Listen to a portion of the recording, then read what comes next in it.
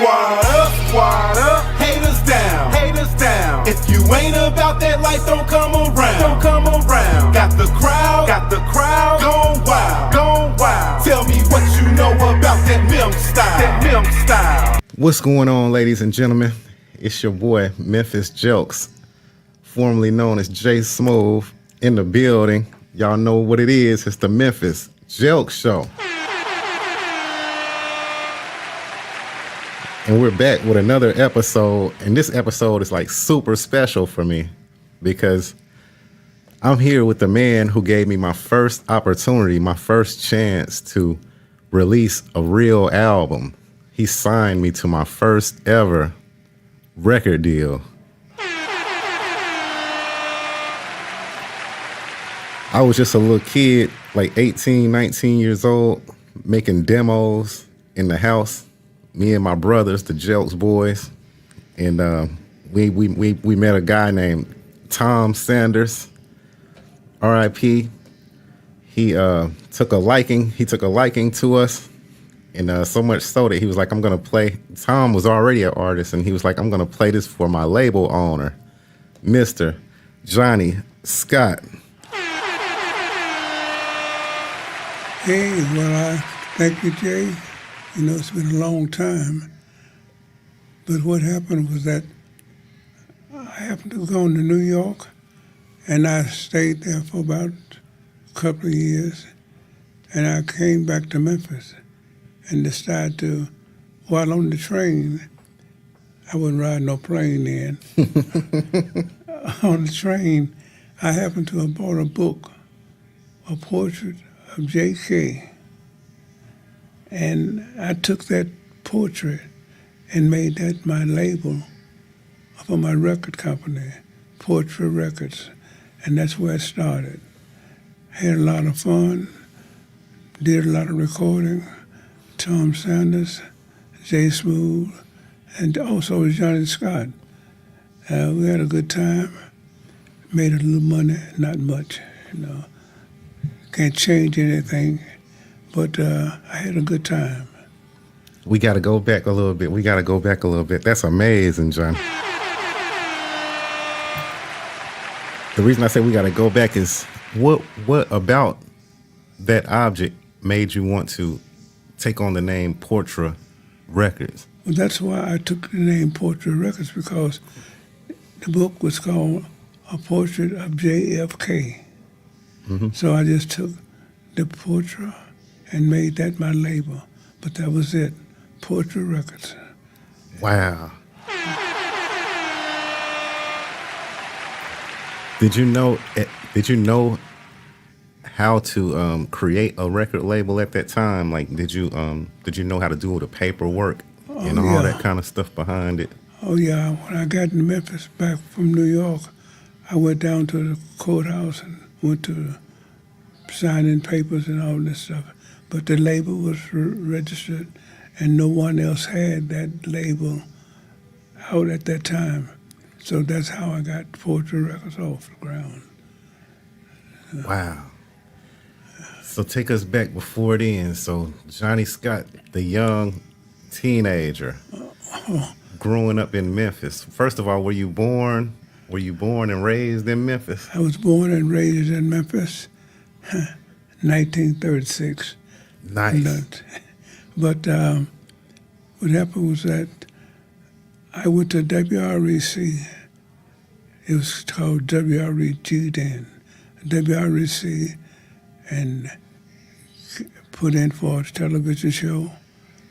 I happened to have gotten it, and that was it. From then on, I was Johnny Scott with the Memphis Late Night Show. And that was it. It went on for about 6 years. Wow. So, like, how old were you then? At what age were you when you started the show? Oh, when I started the show, I must have been about 21, 22, something like that. Yeah. What got you into music and into entertainment? Like, what made your mind say, I want to get into music and entertainment? Well, I was always singing around the house and singing with a local group called I can't think of the name of that group now. I think we call the Bell Tones or some group. Kenneth Patterson, Haywood, Alvin Standard. I can't think of my other man's name. But we sang out the chorus, Hippodrome, Flamingo Room, and anywhere would put us on. And we made not a lot of money, more fame than money, but we had a good time. So that was it. So when you said more fame than money, that means y'all was getting all the girls. Well, now, yes. But no, not really. But we had a lot of fun. We sang that at the Flamingo Room, the Hippodrome, and Johnny Curry's. And we do all three of the clubs. And a night a week, just having fun. And made a little money, but that was all a little bit. Not enough to talk about. More fun than money. And that's what artists, I feel like, need to get back to these days. Is the more fun, and stop. And I think we as artists, myself included, have gotten. It's been times where I've been just more focused on the money than having fun. Yeah, well, I can understand that, but you see, you have to have that money sometime to make the next gig. You just can't sing, and not draw no money. You got to have something to show for it. Got to buy uniforms and everything. So it takes a little money to get all the uniforms made together, and that would be it. We have a good time though. What did y'all parents think when they found out that y'all was starting to sing in group, and then y'all was gonna be, doing singing and doing clubs and stuff? Well, you know, that's something I never thought about, and it never was brought up. We were just singing at nightclubs, and we were like 18, 19. Mm-hmm. Wasn't no such thing as you couldn't get in this club if you were 21. We sang when we were 17, 18 years old, and nobody never knew it. Of course, they all said they wouldn't serve us no drinks. We didn't drink, nothing like that, but we had a good time. Yeah, so it wasn't no mess up about you too young to come in here, you a minor now. We just went in the club. I guess we all looked old enough to go get in the club. Nice. Yeah. What were some of the artists or in some of the music that y'all was influenced by at the time? Clyde McFadden, and he was with the Drifters, and another name that they had too, but then the Clovers, the Five Royals, any group that had a good name or had a good record, we did that often. We had a good time, and we just did our own songs. We wrote a lot of songs, and the Midnighters. That was another group that was popular back then. Were any of those groups local, or they were all national acts? Those were national groups. So we were the local group in town. You may have the Bell Tones may play tonight, and the Five Stars, and we just have to go around and sing the club. We'd open the show for the main act, and that was about it. Wow. Yeah. When I'm not on stage and for a long time, I miss it. Oh yeah. We were on stage maybe 3 times a week. We did Hyde Park Amateur Hour, where we were the featured group on the Amateur Hour. So we was called professionals on the Amateur Hour. Then we would do the Palace, do the New Daisy, and we would do, I think, a club down on Hernando by the insurance company. It was called, I can't recall that club now, but we would hit them all going around singing. Wow, what was the atmosphere like then? Like, how would you describe the vibe of Memphis then? Memphis was great because see, we had the Handy Theater, and at the Handy Theater, every weekend they had a different act, and we would go out there to see this act. Then we put some of their stuff in our show, and because we had the clubs on the weekend, so we would move around and have a good time. People were getting along then better. Do you think people got along better then, Oh yeah, or now? we got better along then. We got real good. We had a good vibe. We didn't have any shooting and cutting and fighting and like that. We was in the club, and everybody get finished, and we go home. With no fights or nothing like that. We just had a good time, you know. Yeah, I wish it would get back like that again. Well, I guess it's so different now because I guess the acts that come in, they're so popular. I guess the girls want to get to the next to them and to somebody gonna get mad. Somebody's trying to fight, you know. It's more. Somebody bust a balloon. Oh God! So they go shooting. So that's the way it is. It's more guns Yeah. out here now than it was. I definitely then, because even when I was growing up, it was a rare thing to see a gun. Yeah, we didn't think about a gun. We never owned a gun in our group. We never had a gun. Everybody would go out to have a good time, and we would have a good time at that. We gotta. Y'all were a singing group, so we gotta talk about the ladies. How were the ladies? Well, the ladies, they were good. They were fine and everything, and we just had a good time. Nobody would let the ladies interfere with the group.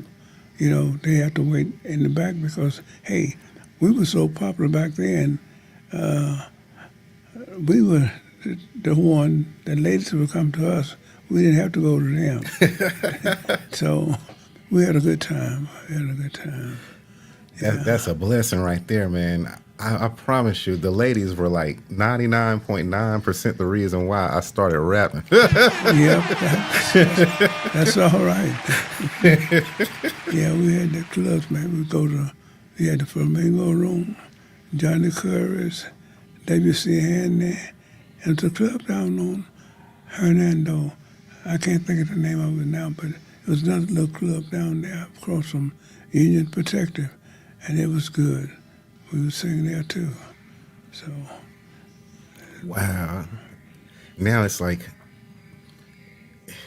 it ain't that many places for us to go perform like it used to be, and if you do, it might be a little dangerous or skeptical. You know, the areas that you are in are a little sketchy. And stuff. Yeah. Afraid you got to park your car, you know, and you got to hope it's there when you go back. So that's the difference there. Yeah. Yeah. Tell me about jazz music. Because you guys were singing R&B. Yeah. Y'all were singing rhythm and blues. Well, when did you start? I mean, when did your love for jazz start? Well, that started when I started my show, the Johnny Scott Show. I was on midnights at Friday night. I'd come on midnight and go to 2. I mean, well, it was a 30-minute show, and the mood changed, your lyrics changed. You want to be an individual, and you want to be an act, a lone act. So that's why I started singing jazz and started singing blues a little bit. Mm-hmm. Did you know it's like some musicians who were playing jazz that you connected with? Oh no, what I did was I got a guy named Earl Thomas. He's a good bassist. He got Herc McGee. Jeff Greer was playing drums. Marvell Thomas played piano. And we started out to playing more or less jazz and hip music rather rock and roll. We would just sing, hopefully some good songs, and that was it. Had Juanita Reddick, she was a female vocalist, and later on I had Peggy and Linda to sing with me. These were the only ones I had back then. Okay, so that kind of reminds me of like how like when I signed to Portra, you know, you were telling me like it's really not a good thing to be putting all that cursing and stuff in my music.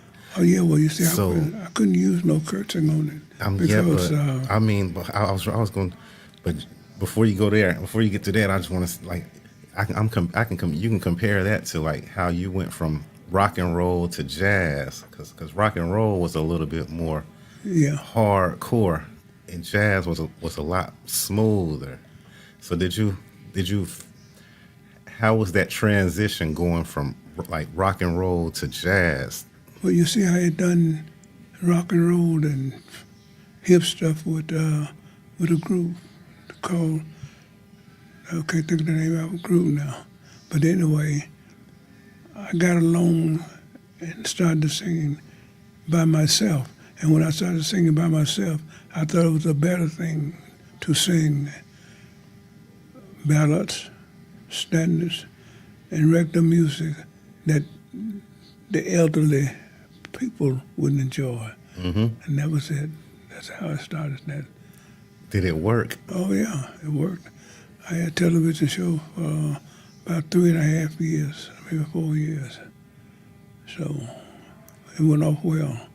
Late night show, Johnny Scott show. You got to tell us about the Johnny Scott show. And before you say that, too, I just want to say that it worked well for me, too. Thank you for giving me the inspiration to stop, you know, making so much cussing music and stuff. And when you you know, inspired me to clean it up and stuff, that's when a lot of good things started happening for me.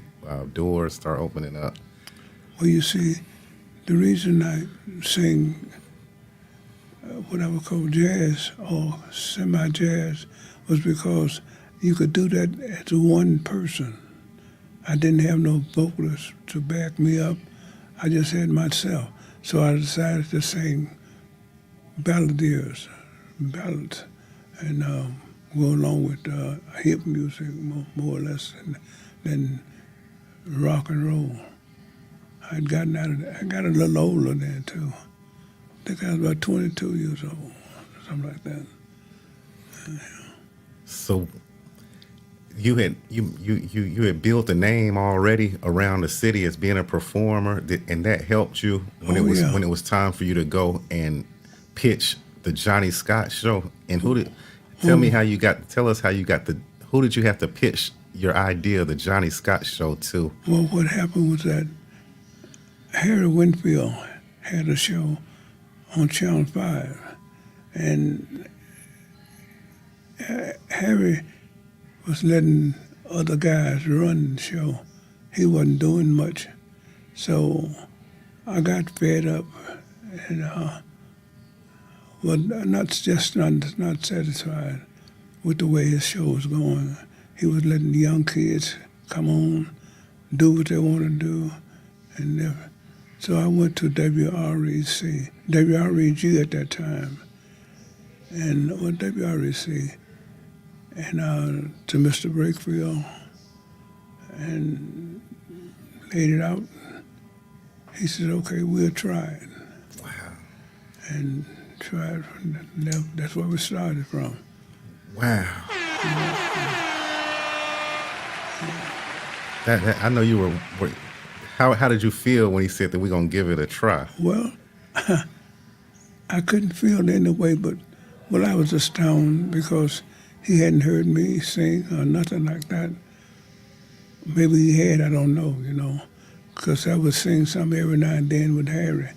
But Harry would let the young guys run his show, and anything goes. So I want to be more sophisticated and, up to date and what was happening. I got Juanita Reddick to sing, my vocalist, female vocalist, and I was male vocalist. and that was it. We also got Marvell Thomas in the later days with the show. Wow. Earl Thomas, Marvell Thomas, Jeff Grail, Herker McGee, and Earl Thomas played bass as well. So that was about it. Are there tapings of the show anywhere that you know of? You know, I got a tape. Wow. Yeah, I got a tape at home. Man, I would love to see Yes, I would yes. love to see the Johnny Scott show, man. I'm thinking I know I got one at home, but that's about it. Yeah. Okay, let me know if you find it for me so I can watch it. I could air it on my show. Yeah, That would be awesome. it's at home. You can take a look at it and see what you think about it. I would love to, man. That would be a blessing for me to just. No problem. I guess I would like to see it again myself. You a hero to me, man. You took a chance on me, man, when nobody else would probably had even thought about taking a chance on me as a young artist trying to make it. Well, my thing was, I would let the audience be a judge. I don't judge the talent. I put them out in front of the audience, and if the audience like them, that's it. Wow. That's a gem right there.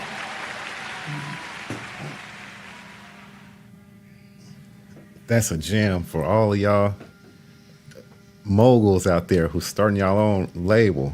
Y'all just heard it from Mr. Johnny Scott.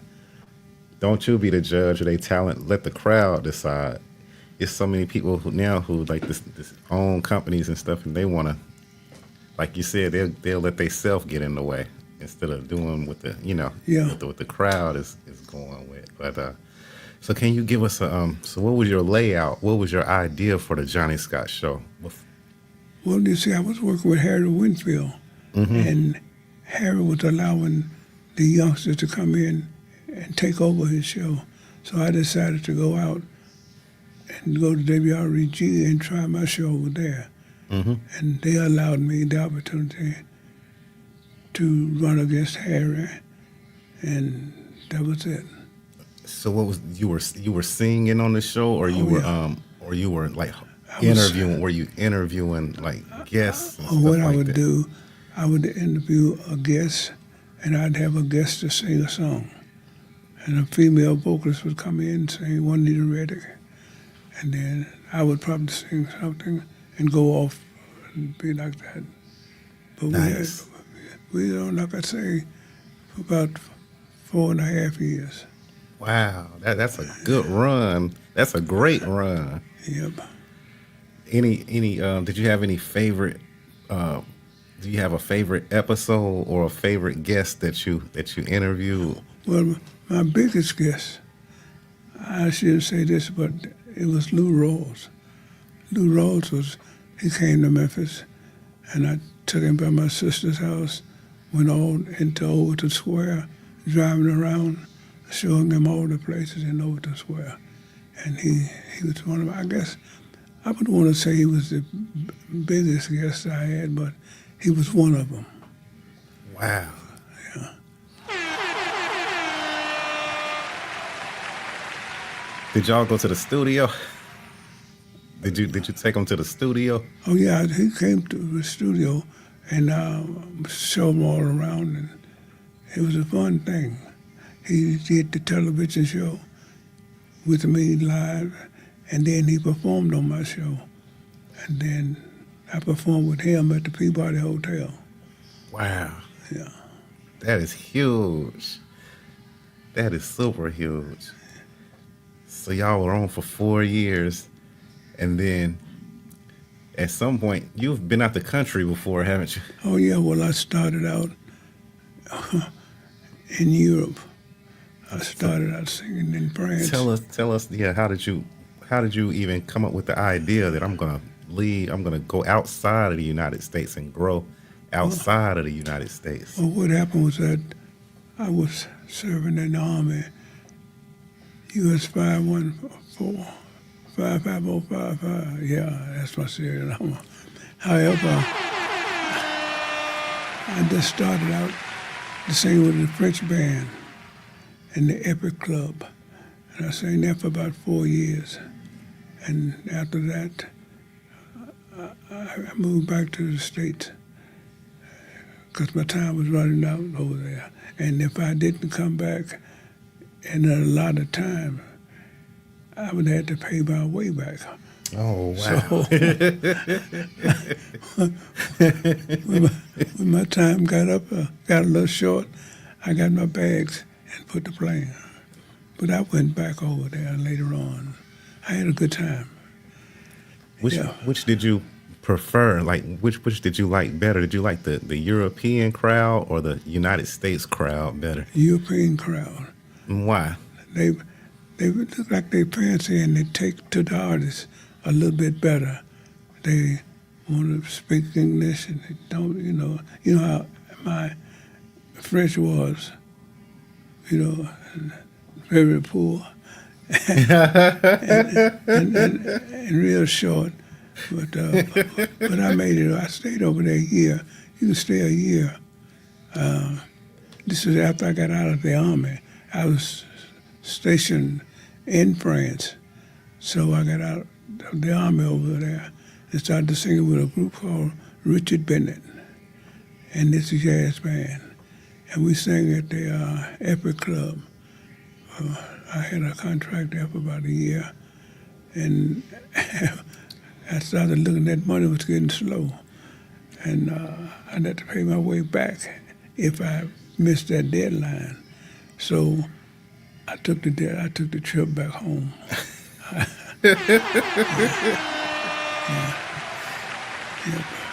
So you were managing yourself. You were getting yourself these bookings with these clubs. Yeah.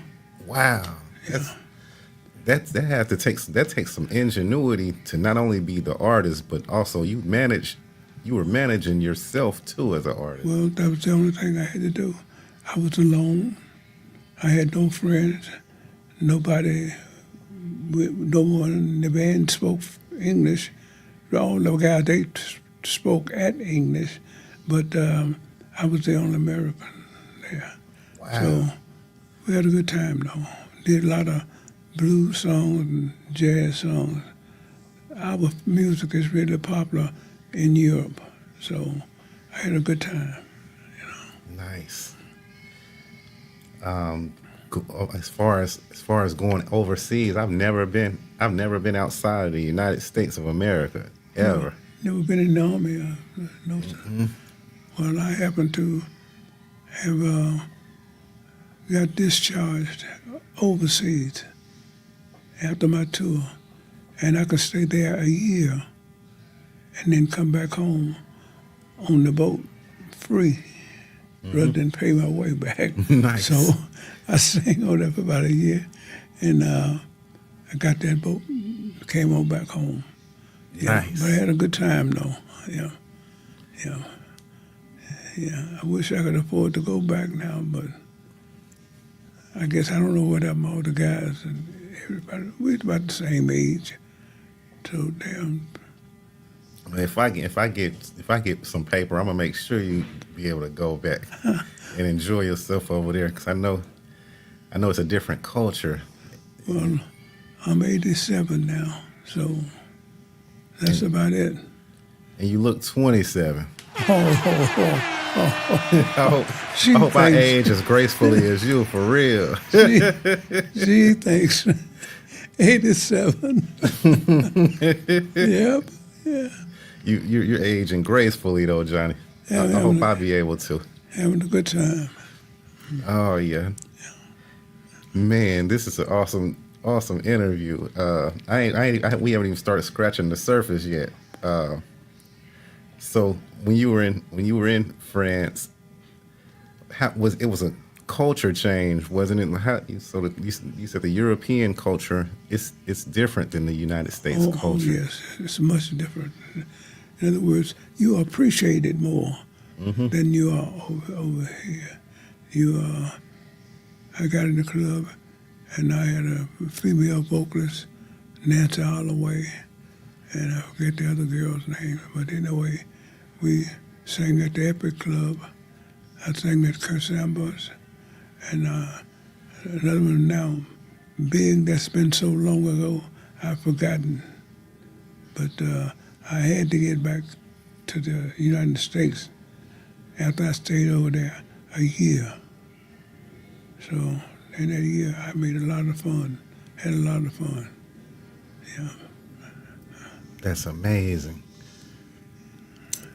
So I've heard people say, like the the person who I told you I'm working with now, Chuck D from Public Enemy. He says this a lot. He says that every American should at least get their passport, at least, just so they'll know, like mentally, that if they wanted to travel outside the United States, that they would be able to. Yeah. Even if they don't go, he said you should still have one. What's your thoughts on that? On the thoughts on that is that you should get a passport and maybe try to go over there, have a vacation for about a month.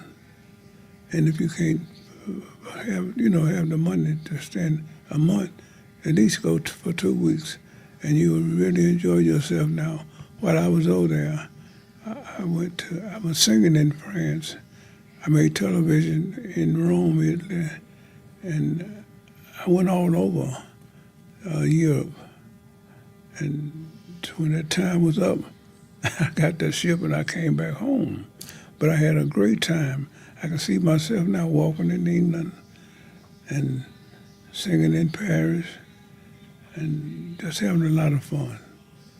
This is a great experience, one that I'll never forget, Mm-hmm. Yeah. Did that open up? How did that affect the way that you saw America or Memphis and stuff when you got back? Oh, well, there's no comparison. I mean, they're so fun-loving and have a rest period. Mm-hmm. And then everybody go back to work.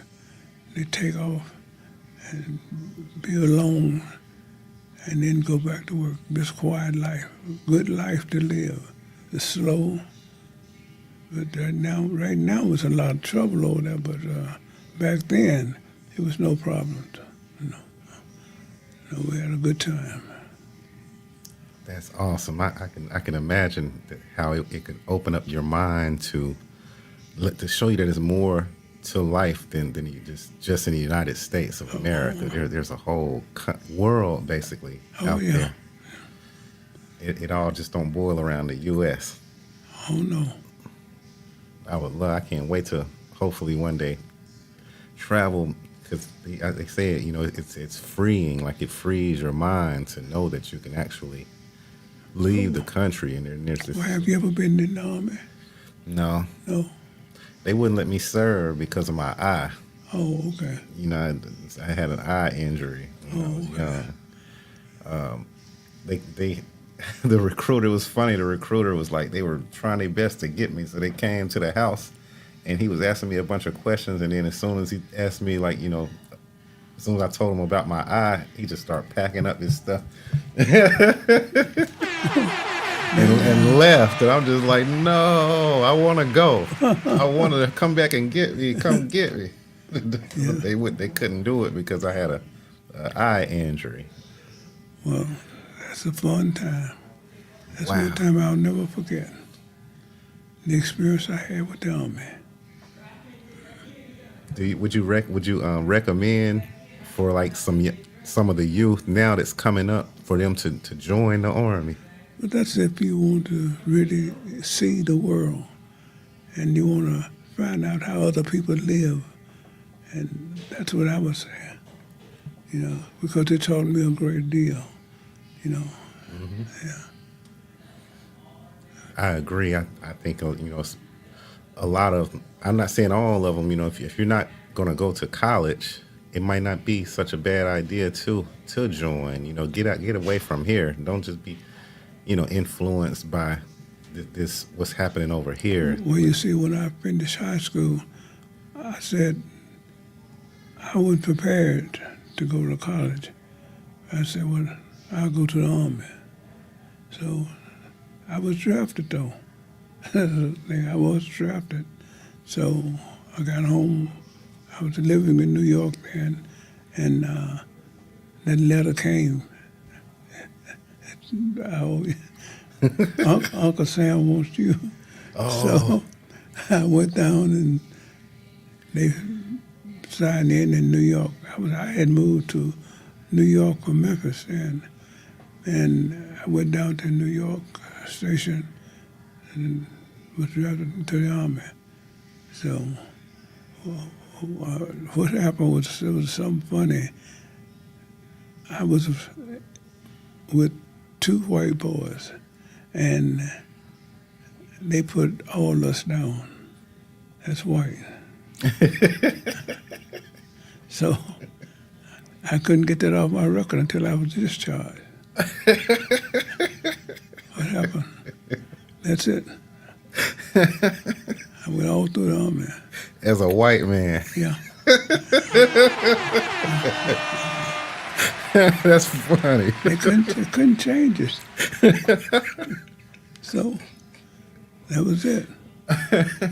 All my assignments were white boy assignments. I went into Europe. I got assigned to this 516th Signal Group. That was the headquarters. I went out of there and I got a job in the office for a staff sergeant. I was a private. But the sergeant there was a Hawaiian. And he said, let him take the job. He told me I better learn it, so I did. So I wore Class A uniforms all the time I was in the Army.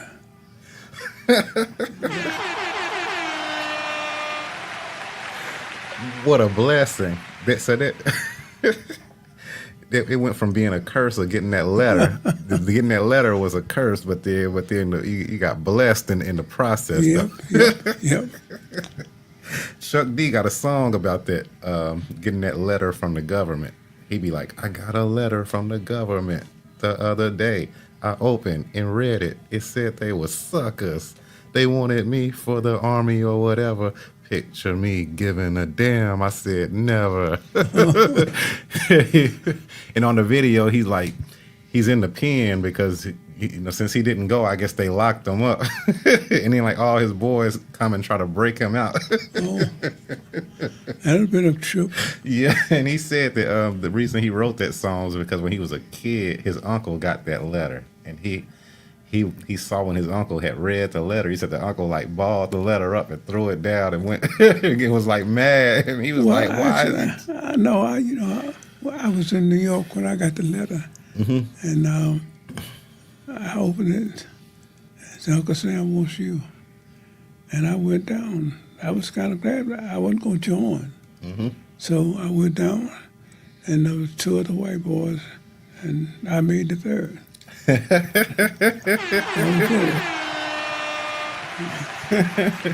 And assigned all my assignments, all white boy assignments, all my assignments.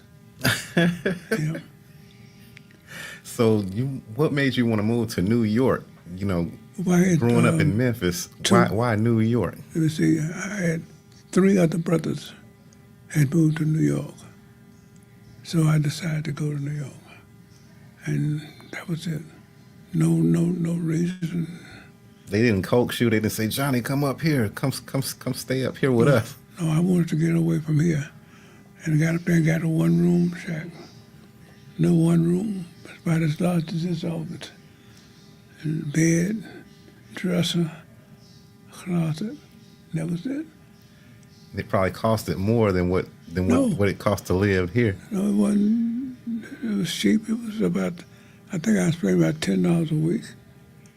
Yeah. It was a rooming house. I lived on the third floor. And it was 4 apartments on that third floor. I was in this corner. The landlord's son was in that corner. Then a girl and another girl was across the hall. That was it. So it was fun, but it was New York type of living. So that's what I did. Was it Were you ever shocked in these different cultures that you were putting yourself in, because you went like coming from Memphis and then to move to Europe and then to come back and then move to New York? Like these are No. I moved to New York first. okay. Then I was drafted from New York into the Army. Okay, in that order. Yeah. Okay, still that's even more of a culture shock, because now you done went from Memphis to New York. That's a culture shock, and then you done went from there all the way overseas Yep. to another culture shock. Yep. But to me, it sounds like you welcomed it with like open arms. What else could I do? I had fun. I had a whole lot of fun. That sounds like fun. Yeah. Had you had any kids at that point? No. No. Well, that's a good thing. I was a good guy.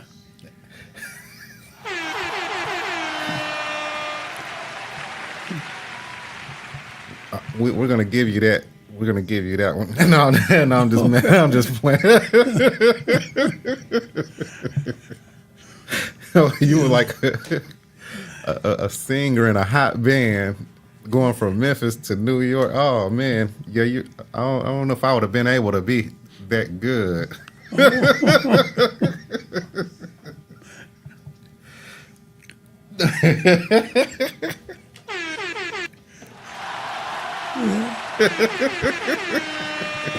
So that was it. Oh yeah. So, all right. So now we're gonna get into like the Portra Records side of it. So you're back from Europe, and you said you were on the plane back from Europe whenever you saw that. No, I was on the plane from New York Okay. back to Memphis. Back to Memphis. And I bought the book, A Portrait of JFK. Okay. And they got the portrait from that. So it said portrait, but when you shorten it to Portra. Portra, is it a Portra of JFK? It's a portrait of JFK. And the name of the record company is Portra. Mm-hmm. So what made you shorten it? Why did you shorten it to Portra instead of portrait? I wanted to use JFK's book. And that was the perfect name. That's beautiful. The name Portra is beautiful. Yeah. Is that a real word? Well, Or did you made it up based off? I made it up because of the portrait. Mm-hmm. For the book, it's from the book. I want that to be the name of my company. So that's where it came from. It's an awesome name. It's an awesome name. And I never have, this is my first time asking you, Oh, yeah. why did you name our label this?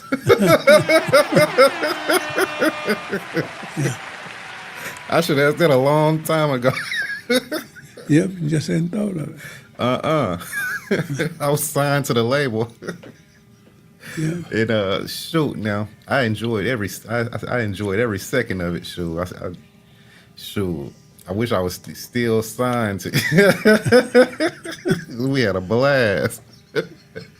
So you back, you on the plane back from New York, Portra Records, and then you went and got it registered and everything. Yeah. In your mind, are you going to be the act on there that you're signing, or are you looking for an act to sign to put on Portra Records? Well, just now, right now, I'm not doing anything else. I'm too old. No, I mean, like when you first got back from New York, and then you started Portra Records. Oh, yeah. What was the idea? Were you going to be the artist on there, or were you going to sign? Were you looking to sign the artist? No, I was the artist at that time, and I recorded myself about 2 or 3 records. Didn't make no hit, but got a few plays. Nat D. Williams played me on DIA, and Muha, Honey Boy. They always play my record. Yep. Where did you record the album at? At the Sun Studios That was the one popular. I think it's on popular. Yeah, I shot a music video there. Yeah. So that's with Stan Kessler, Wow. and I put out and one my cousin Bobby Jean. And I forgot another two girls who sang background at that time. They recorded with me.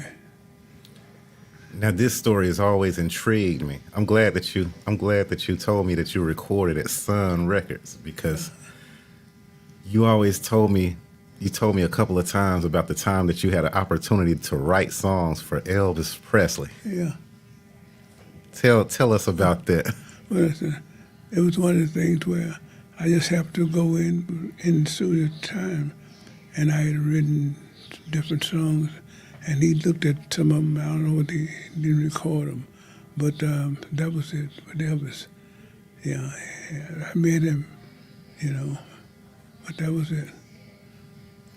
He recorded the same studio I recorded it, because he was much larger than I was. Not really. He thought he was, but not really though. And it don't get no larger than Johnny Scott. Yeah. Who is Elvis? Yeah. How was Elvis when you met him? Just a plain guy. He was just showing around. He hadn't started out. He wasn't really Elvis Presley then, but he became Elvis Presley before I left there, though. Yep. Tommy Cogwheel, guitarist. I think the other guy's name played with us back then. But yeah, I tried to get him to record one of my songs, but I wasn't successful enough. So, I didn't want you to mess with Elvis. Was I heard some people on a show today, on a podcast show today. I think it was DJ Paul and Willie D. And DJ Paul, he's he started the group 3-6 Mafia, from Memphis. And Willie D is from the Ghetto Boys. They're a rap group from out of Texas. Well, Willie D said that he heard that Elvis was racist. And then DJ Paul was like, he done lived in Memphis his whole life. He ain't never heard that. No. So, did Elvis come off as being racist to you? No. He was just, Elvis Presley was Elvis Presley. And the boys in the studio made him a separate person.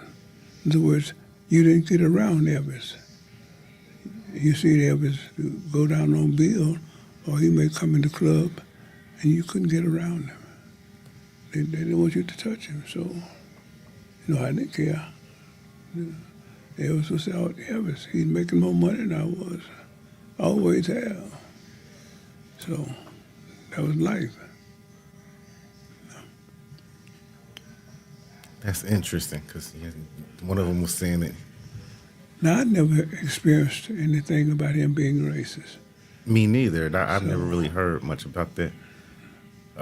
Chuck D, he has a song where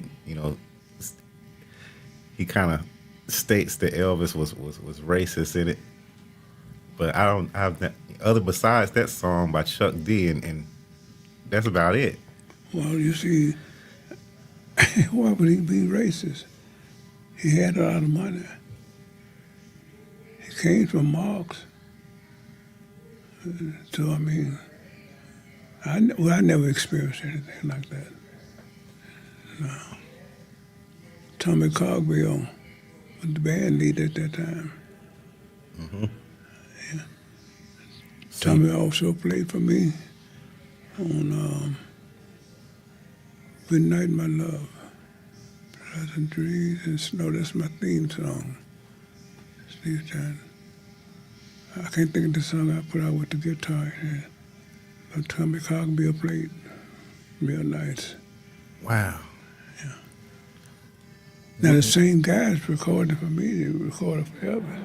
Mm-hmm. That is one thing I had. But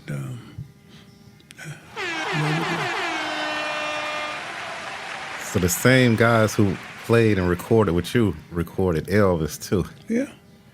That's amazing. Well, he wasn't that big at this time. Mm-hmm. See, Elvis came on after I got out there.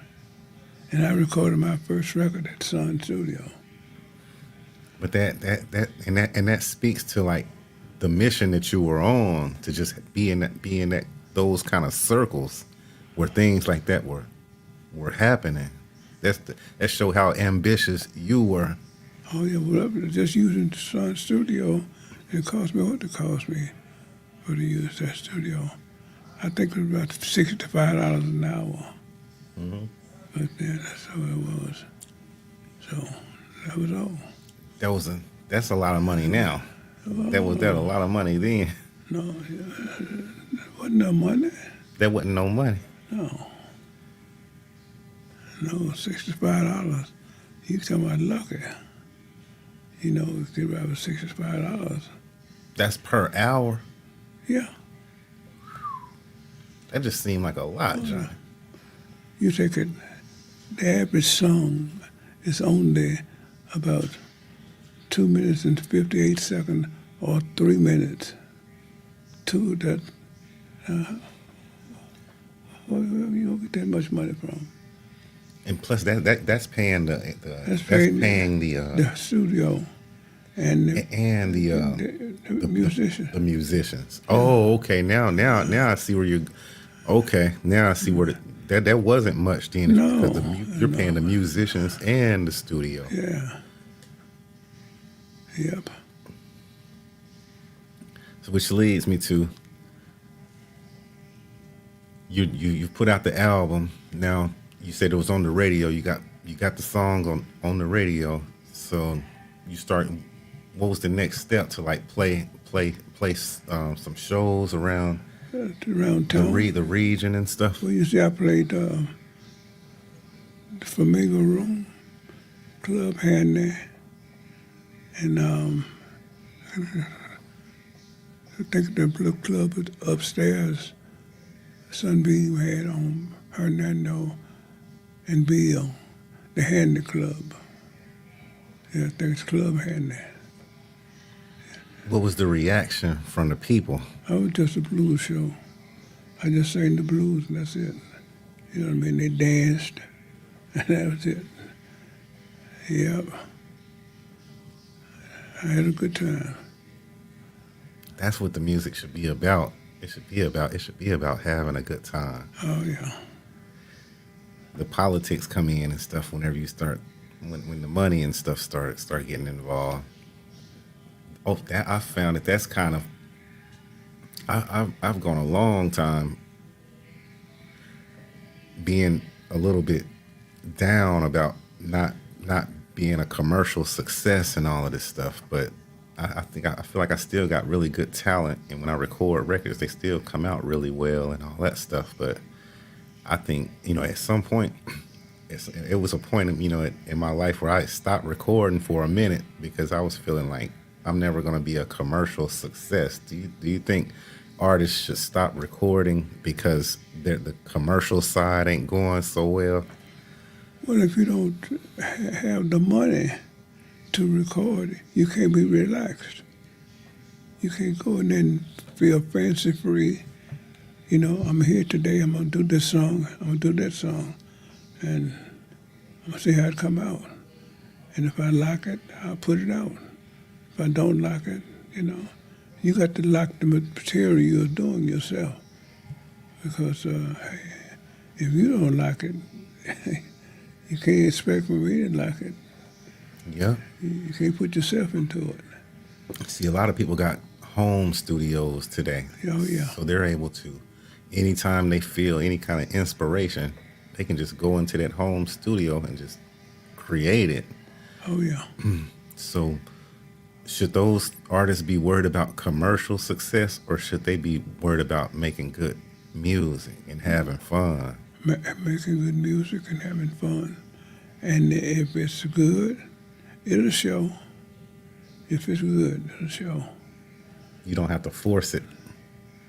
Somebody's going to like it. And that one somebody may take off on it. You used to always tell me a hit song got legs. Oh yeah. What does that mean exactly?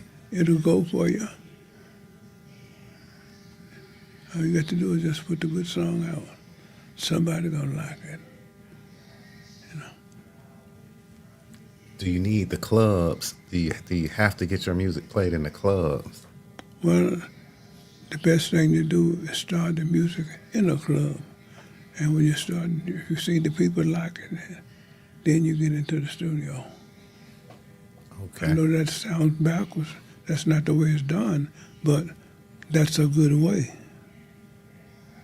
See what I mean? Yeah. I never thought about it like that. Yeah. So that album's out. How many albums did you release solo before you signed your first act to Portra Records? I was signed up. I just about 245s and 7, 8, I think. Yeah. Then I came up with Portra Records and put out the LP. Yeah. Will You Be Home for Christmas? I can't think of the name of the song now, but that was one of them. Do you still got copies of some of your first recordings? I got a lot of them. You do? Yeah. You should put them out digitally. You should put them out, or I can help you do it, or you need to have those like on Spotify and stuff, so people can stream them all over the world. And stuff. Okay. I'll help you do it. Will I make a dime? We'll have you set up for you to make the dime, but Okay. they like I was telling you about earlier about the stream, and it's like they're giving you like 0.003 cent per stream. So, but they say like if you get like a million streams, you get like $4,000. That's really not a lot of money for it. To me, I'm like, if I've reached 1 million people, you mean to tell me I only made $4,000? That don't even sound right. So, but I guess the flip side of that is at least 1 million people have heard my music now, and I've inspired 1 million people. Even though the check ain't gonna be that big, but Well, I got a lot of that I'm going to give you to spell it out for me. okay, we can talk about it more on a different day. I'll come over, or I can bring my computer and stuff if you wanted to like start you a Spotify, and we can put all that stuff in your name and stuff, and then because one thing it will be good for is people will be able to pull it up forever. It's a legacy. That'll be good. Yep, It'll be out there forever. forever. Yep. Yeah. Yep, it'll be a legacy, and it'll be it'll be in your name and stuff like that. And if you if money be made off of it, it'll come to you.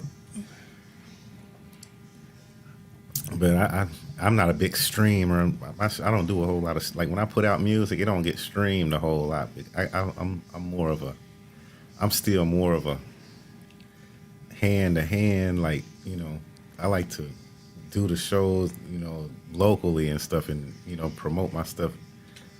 I put all my stuff up out there in case people want to stream it or whatever. But I've never been a streaming artist because y'all kind of raised us up to go to them record stores, shake hands, meet people, do in stores, sign autographs, be with the people.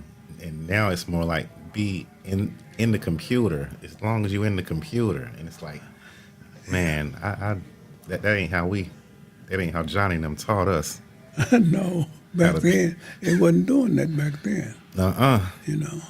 No, I still think that's the best way, because now that everybody is in the computer, there's nobody left to be out to touch people and to shake those hands and to be in those places. I think they've left that lane wide open. Yeah. If you were willing to go, back down that route, you wouldn't meet nobody out there. Everybody in the computer. Yeah. So it might be a good thing to go back to marketing that way. Go back to shaking hands and kissing babies and having. Okay. Okay. Oh boy, I had enough, baby. Speaking of having babies, so Yeah. at what point do you have your first child on this journey? Because you've been on an awesome journey so far, and you're still childless. When I still finished high school, my daughter was born in '55. Yeah, she's born on the leap year. She's born that February 29th, but they made it be on February 28th. Wow, she's a leap year. She's one of those leap year babies. Yeah. That's amazing. I work with a guy like that, and we always joke that he's only like 10, 11 years old because he's only because his birthday only comes once every 4 years. Yeah, but she was. They put it on the 28th, but she was really born, that March 1st. Wow, that's amazing. The 29th of February. Wow. Yeah. Were you married at the time, or? No. Okay. What were your back then? What were your feelings about, or not even just back then? Well, yeah, we'll just go back then. What was your feelings about being an artist and like? Oh, I wasn't no artist then. I was throwing papers and stuff like that. No, I wasn't no artist back then. Okay. No. When she was born. Yeah. Okay. I just became an artist later on. Okay. She's born in 55. No, I finished high school in 55. So she was born in about 53 or 54, somewhere in there. Okay. Yep. I met Olivia too. She's super awesome. She helped me a lot too with my music. She was helping me write my bio and stuff like that. Helping me send it to different labels and stuff like that, and different radio stations and stuff like that. She's awesome. So shout out to Olivia if you're watching. Squad up, haters down. If you ain't about that life, don't come around. Got the crowd, gone wild. Tell me what you know about that Memphis style.